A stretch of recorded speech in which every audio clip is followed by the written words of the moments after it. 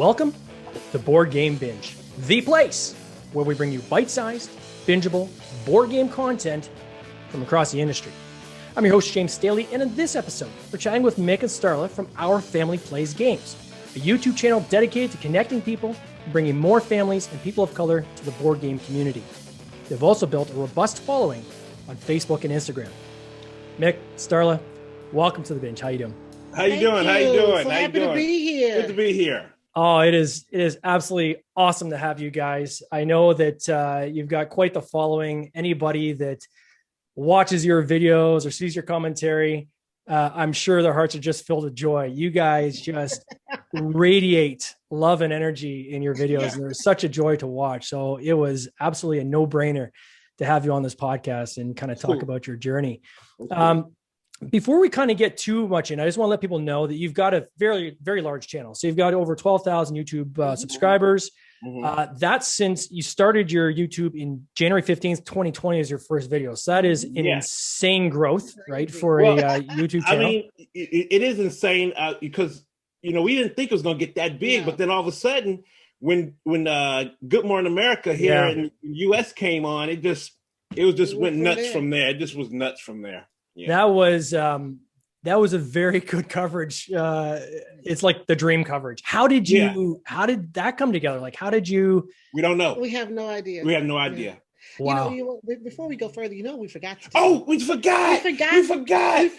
Come on now. We always introduce ourselves to a new audience. And we didn't do that. We started talking. Yeah. So for your audience, for those of you who don't know us, let's do it. Let's do it. I'm Mick. And we are Our Family Plays Games. Yeah. Yes, there we go. Boom, baby. Yeah. So now we're ready. Now we're ready. We cannot start without that fist bump. So we don't know what happened. We have no idea. We have no idea who said something. We don't know. All we know is that one day Starla called me and said, Mick, are you sitting down? I said, no. She said, you need to sit down. I said, why? She said, GMA emailed us. I said, who is GMA? She said, GMA. I said, who is that? ABC News. I said, wait a minute. Good Morning America? She said, yes. And then after that, I lost 5 minutes of my life. I don't know what happened. I don't know if I fainted. I don't know if I blanked out. I don't know. Yeah. But she said they emailed us. We emailed them back. Then we started talking to the producers, and that was for about a couple of weeks because they wanted to get ready. At first, we were going to be on the weekend show, but then the weekday folks said, "Nah, they're pretty good. We want them on the weekday show." So we said, "Okay, that's cool." They said, "Well, do you want to talk to Michael Strahan?" We said, "Yes, yes, we do." Of course we do. So they got us prepared, and we going through that, and all I know is that we were looking at a black screen, and they told us what to do. We went over everything, and then all we heard was like, get ready, and that was it. That was it. We heard just get ready. We have no idea who connected us with GMA. Yeah, and then after GMA overshadows everything, but then after that, we were contacted by NBC. Yeah. So we also were on NBC News online. They did an article on us and talked to us. So we have no idea. We have no idea. No idea. That's crazy. I know that if I was in that situation, I don't know if I could even get words out of my mouth. Like, you must have been nervous. You must have been nervous, of course. Yeah, we were nervous, but they prepped you. Yeah. They talked to us ahead of time. We knew they what we had to do. The games we already sent them the games we wanted them to feature, and they got them. So it was all prepped out. It took 2 weeks. 2 weeks. Oh wow! Email to actually getting on the show. Yeah, because they didn't want no mistakes, and now we see why. How those people get on, on GMA and other like CBS News and stuff. Yeah. They prep them big time. They don't want no mistakes, so they talk to you a lot. Oh, wow. That's good to get kind of the insight behind the scenes, because a lot of people would just probably assume that they're just going to, we're just going to give them a call and get them on camera here. And I think we talked to like 2 directors and like a couple of producers, so it was a lot. That is crazy. Well, good for you guys. Congratulations. And so I think at the time when that video was being done, like the interview, you were at like, I think 2,500. We were like, 2,000 or so. Not very much. So you guys jumped quite a bit. So was it like a flood that kind of came in right after that, or? Yes. And then another one of our favorite Canadians, Rodney Smith, he came along and he said, I like you guys. And hey, everybody, let's get him up. No, that was first. He was first. Yeah, he was first. Rodney, we had put out a thing where we had reached 500. Yeah. And we said, we were saying, hey, help us reach 1,000. Rodney Smith saw us and said, hey, we want to help them reach 1,000. He put the call out, and within hours, we reached 1,000. He said, well, why stop there? Let's just keep going. Yeah. And so they actually, his people helped us get to the 2,500. Then GMA helped us get over 5,000. Yeah. Wow. That's like the dream, I guess. Eh? Yeah. We couldn't believe it. It was a dream. So what, you obviously, if people don't know, you're a married couple, and happy anniversary. You just celebrated 17 years just last month. Yes, with this one. Hey, what? So I was going to say, Mick, is part of the secret to happy marriage letting your wife win? Is that why she wins so much? No, I don't want her to win. I don't want her to win. She just wins anyway. No. I would like to say that's the case with me and my wife, but she beats me all the time as well. And I would be lying if I said I let her win. She crushes me quite often. I'm not going to say that lie. No. Not going to say that. So how did this all begin? So what's your day jobs? Like, what do you guys obviously work, right? You were rushing to get into this podcast. We pushed it back an hour to kind of accommodate your schedule. What do you guys do during the day? Well, I'm in marketing. I've been in marketing for almost 20 years. I've had my own agency. So I work for a small company here at Omaha doing marketing. Oh, wow. And I'm an HR manager for a company that work with autistic children here in Omaha. And I've been doing HR for like over 20 years too. So, We've been in our careers a long time. Yeah, we've been in our careers a long time. And then, so, these are very not even close to being related to board games. How did you guys then get into kind of the board game industry? Oh, well, we've always played games, as children. And I know we've told this story, but we started teaching our son games when he was like 4 or 5 years old. We were teaching him the same games that we had played 30 plus years ago. And we're like, look, there's got to be other stuff out there. Yeah. So Mick started researching and found some new games because, we were literally playing games that we had as kids, Monopoly, the old Life, those games. So it's like there's got to be other stuff out there. And the only one that was kind of interesting was that Indian game, the one from India. Parcheesi. Okay. So that was the only one that was kind of a little different. Just roll and go around. And we were like, okay. And Starla said, you got to find something else. I said, okay. So I went online and I went to, my first stop was BoardGameGeek.com. That was my first one. And I was looking around. I said, well, most of these games are kind of expensive. And Starla might kill me since we don't really know about what's going on. So let me try, a smaller game first, and then we'll go to the big ones. Yeah. So I found Forbidden Island, and I brought that home. Well, that's when I found out somebody don't do co-op right here. Because I told her, she said, what are you doing this game, Mick? I said, well, we're on an island. It's sinking, and we got to go find stuff. Before we got to escape to get on a helicopter. Really cool, but we got to work together. She said, wait a minute, work together? Work together? You mean we working together? I said, yeah. She said, I don't want to work with y'all. I said, what you mean? So we found out that she don't like to work together. She wants to beat you to a pulp. So there we go. So I took that away. And then I said, well, here go another game, Catan. And she said, what do you do at Catan, Mick? I said, well, you build your own little civilizations on an island that you're trying to develop, and you have to negotiate with each other, try to backstab you. She said, backstab? You did. Every time he tells a story, it gets embellished. It did. She wanted to backstab us and beat us to a pulp. No, that's it. The one who does all the backstabbing is this one. Well, I got to stop you. I got to try to stop you. Long story short, I really loved Catan. Yeah. It was just like a light bulb went off. It's like, oh my God, I didn't know stuff like this existed. So when you do something like that and you find something like that, you want more and more and more. And that's how we wound up with this. Yes, that was our first game in our collection. Mm-hmm. And then now we got a lot. Yeah. We got a few. Yeah. How many do you have now, would you say? Like you were at like 200 and something back when you did the Good Morning America interview. We're close to almost 500 now. Is it wow? Almost 5. Yeah, no, we're 5. We're 5. Okay, close to 500. Yeah. So and then how do you find most of your games? Is it through like conventions? Is it now people sending them to you? Like, how do you acquire your collection now? It's a mixture. At first, it was just researching, looking at different videos, board game and conventions. Because I know I found a lot of things that which I don't get a lot of the games he does. Yeah. But the ones that I've purchased were at conventions. Yeah, because you got a chance to try them out. I got a chance to try it out, see if I liked it. And I'm the kind of person, if I like it, I want it. And so usually if I like it, we buy it because he's always like, oh, she likes it, let's get it. So I was like, let's get it. That's a go. I gotta get it. And then, like we have our, some favorite, shops around, we had some in Houston when we lived there, but now we have two great favorite ones here in Omaha, the game shop and Spellbound Gaming Cafe, Board Gaming Cafe. Yeah. So we go there and I get stuff from there. So it's and now, also go online to evil Amazon. But and then, of course, publishers send us stuff. So we get a lot of games. Yeah, so we get a lot of games. Is there a style that you guys gravitate towards? Like what attracted me to you guys when I first started seeing your content was a lot of the family type games that you guys were playing. Mm-hmm. And as Grant has now gotten older, is it still kind of those Euro style family type games, or are you guys now they never go out of style. I'm still a big worker placement person. I love that kind of thing. So that's what we like. I mean, Catan and other games will never go out of style for us. Never. I mean, they still Ticket to Ride will never go out of style. We love all those games. Yeah, we love those. So we love them. Yeah, we do. But we also love the heavies. We have a lot of heavy games too. We love the heavies too. Yeah.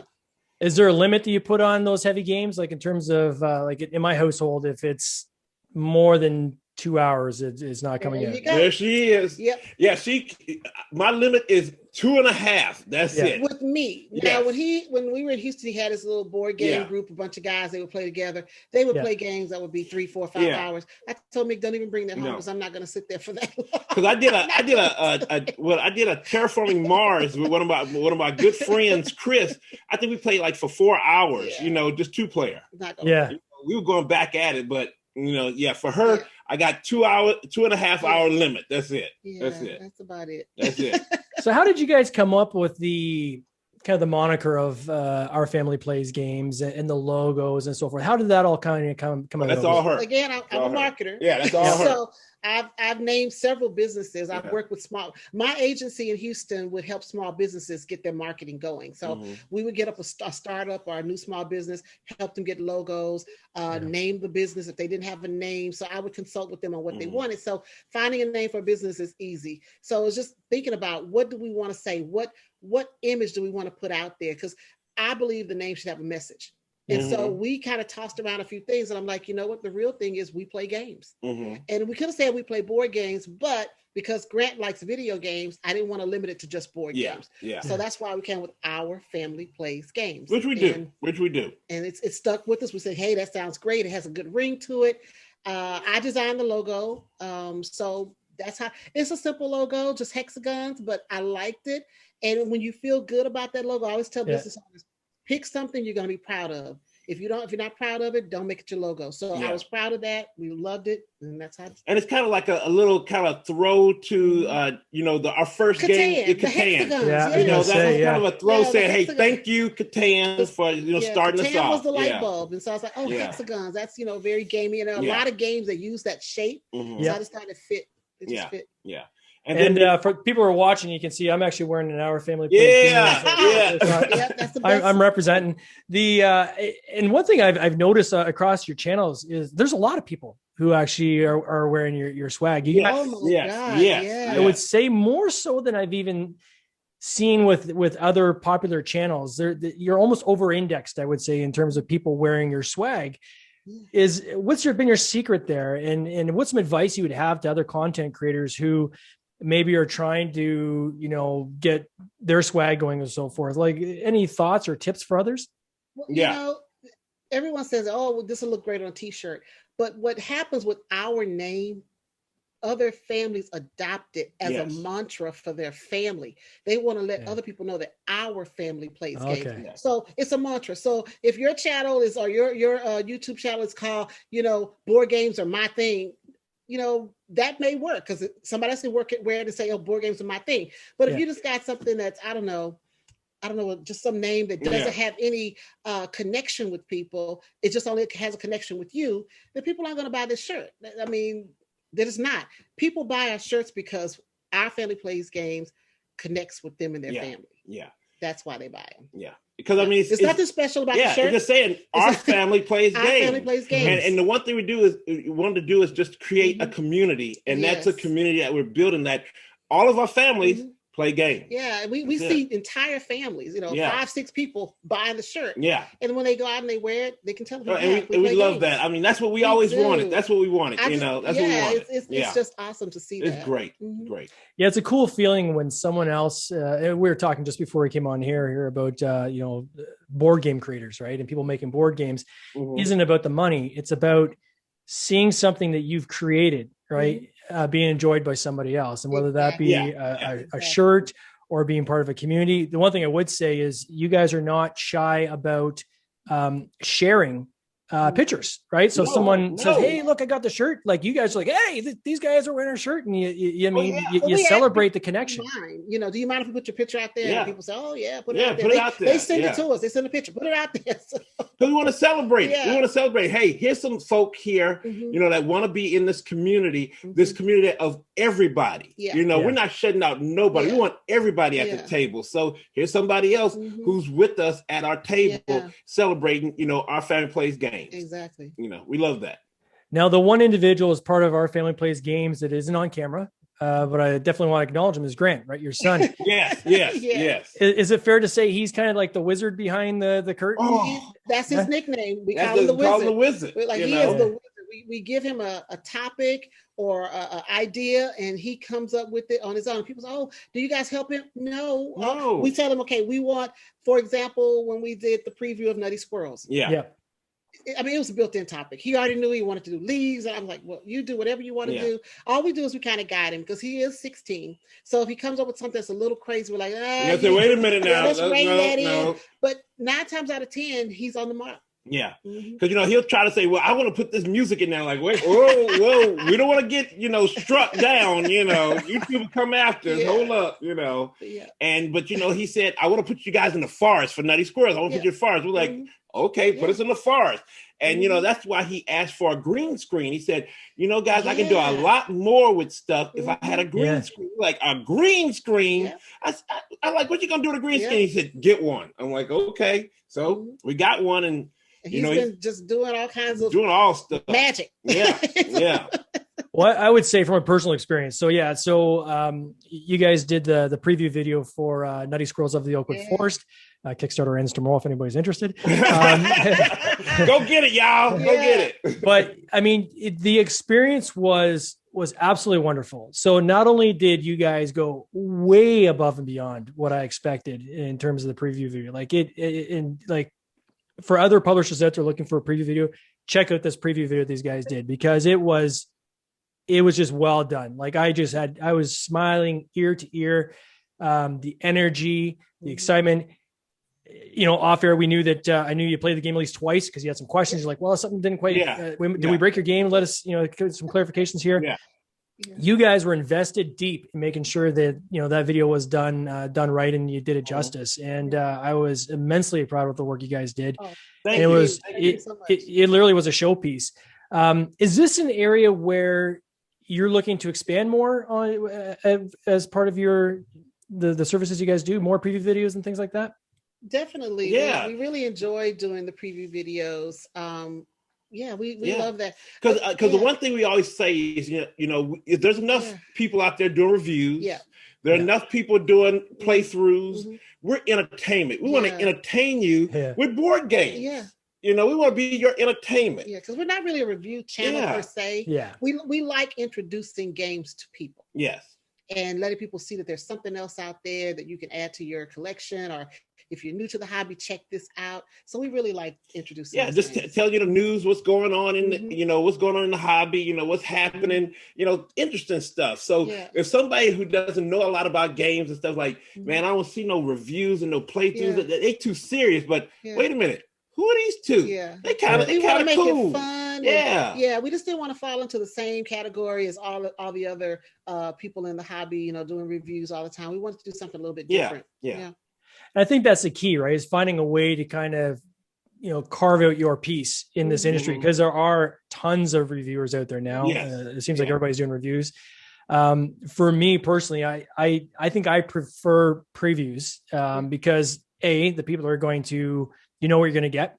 And there's probably going to be some more time put into it. Right. So, does no disservice to reviewers out there, but reviewers, you get what you get. Right. So, and it's not always, they're not always great reviews too. So, personally, I like to lean towards the previews. And so is this something where if there's publishers that want to reach out to you, how best would they do that specifically around the previews? Would they email you, or should they do it through your website? Yes. Yeah, email definitely email. Yes. Email us and just talk to us. Just email us and we'll talk. We'll definitely talk. So maybe in the show notes, what I'll do is I'll put like a link for people that if they're looking to reach out on ways to reach out to you guys, so they can make it easy. We got somebody actually in the lobby, Cody Nur, that hopefully I pronounced that properly. Is wondering, does Grant ever beat you guys when you're playing? Yes, he does. Yes. That little crazy man beat us. Well, he's not. He's a teenager now, but when he was smaller, he beat us at Terra Mystica. We were like, "What in the world?" He beat us at Terra Mystica, and fair and square. That's because when he was smaller and I was teaching him to play games, I would always beat him. Yes, she'd beat him to a pulp, y'all. And made him cry. Mick would say, "Well, let him win sometime," and I said, "No, I'm not going to let him win. He has to beat me." Yeah. So the first time he beat me at Connect 4, I was just like shocked. And I think he was happy. He was like, just running around here like, He may have been maybe 4 years old. He beat me at Connect 4. And Mick said, "Did he really win?" I'm like, "Yeah, he actually beat me." Yeah. Because I was making sure that I would beat him because I wanted him to learn how to win. Yeah. You just can't give it to him. Else they'll never learn how to get it on their own. So that's how I was raised. Yeah. I think it's a good learning too, right? Like it's kids have to learn that you're not always going to win. Right? And I think there's more learning even in learning how to lose gracefully. Right. Yes. And, it's a challenge. I mean, I've got 2 daughters, and I remember when they're younger, there'd be tears if they lost a game. And unfortunately that's part of life. Right. And you kind of learn how to deal with that. And I know growing up, my dad was probably even more ruthless. He would not ever give a game. If you're going to win, you're going to earn it. So, and that's Starla. My family is the same way. When I was younger, I'm an only child, but I had lots of cousins. And so we would play board games and stuff, and they would beat me and I would cry. And I'd be so upset because it would be my game. It's like they beat me and it's my game, but it taught me how to win. And so it made me work harder to win. And I did the same thing with Grant. And so now Grant knows how to beat us. He knows how to develop his own strategy. So Yeah. And then Cody's second part of that question was if when Grant does beat you, do you guys kind of shelve that game? No. We bring it back out because we want a rematch. We want a rematch. We want to beat him.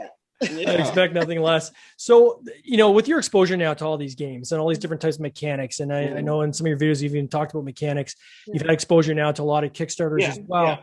Has there been any aspirations of getting into game design or game consulting or anything like that? No.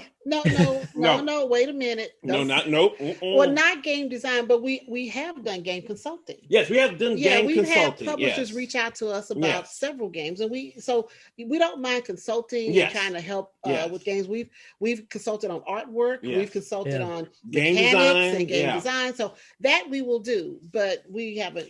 But to build a game from scratch and to really put it out, we may or may not do that. No. No ideas. I love playing the games. I love, just put them on the table and I'm a connoisseur of the hobby. I'm a connoisseur. Yes. Okay. Yes. So it's a split decision. So we may see a game in the future. Yeah. And then where do the business is this turned into a side business yet for you guys? Like, is it have you grown this enough that there's some business aspects to it now? Yeah, it's a business now. You know, Our Family Plays Games is a corporation. Yeah, we're LLC. Yeah. We have made it a corporation because of all the different people we've been working with, and with the Dice Tower, we work with them as well. So we had to file incorporation papers so that we could have everything legal and above board, and be able to file our taxes. Yes, there are taxes to be filed. Taxes. So yes, it has become a business for us. But it's still fun, and we love it. We love the hobby. We love the hobby. But the entity of Our Family Plays Games is a business. It's a LLC. Yeah. And so now this with this explosive growth, and you both having full-time jobs, at some point those two things are going to intersect, right? Where it's going to be like, growth is now, you might only almost reach a point where your growth, you can't grow further because you just don't have the time. How are you planning to deal with that? It's been tough. Yeah, we've been talking about it, and that's in the discussions. As we grow, so it's going to be tough, but we'll see. We'll see. I mean, the pandemic has actually lent itself to us growing this as a business. Because you really can't do many things, or we couldn't do many things. So we spent our weekends, taping shows and all that. But now, as things are opening up, we want to get out more. So now that's going to be the conflict. How do we get out more and still keep up our, obligations of putting shows out and all that stuff? So we're going to figure it out. We're going to figure it out. We're going to figure it out. As we go. Y'all might be coming along with us when we go on trips. So, hey, come on.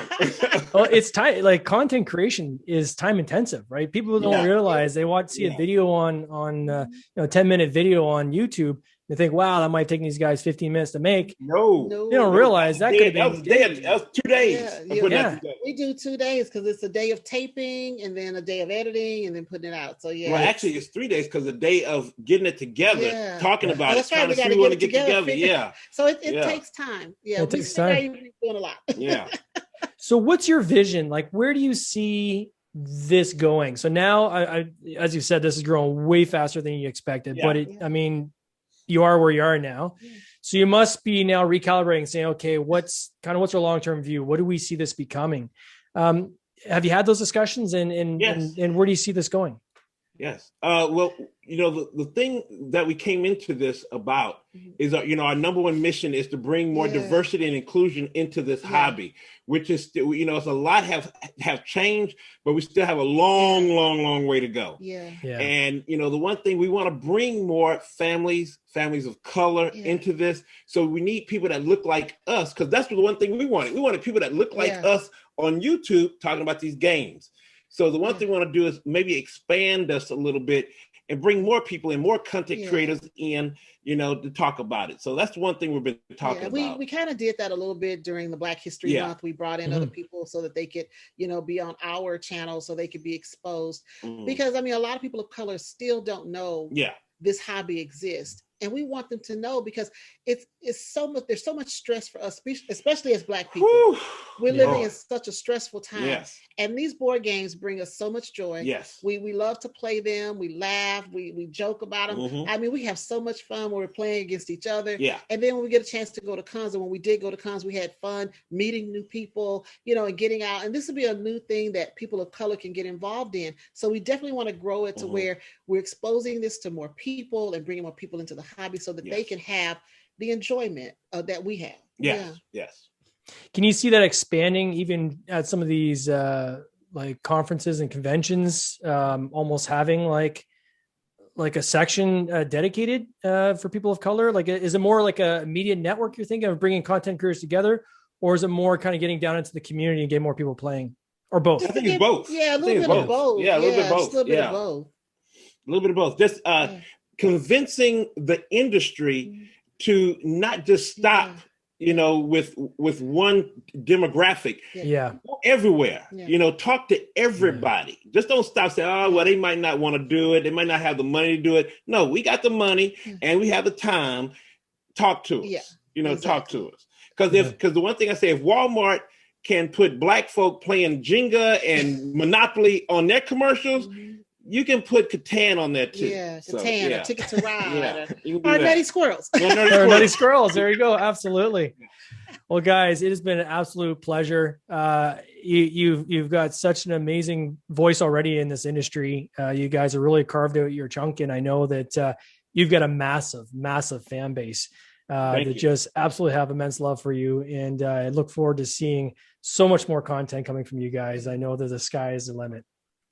Yeah, we love being on. Thank you so much. We love your game. Yes. We're waiting to look at the final copy. We want to see the final product. It's coming.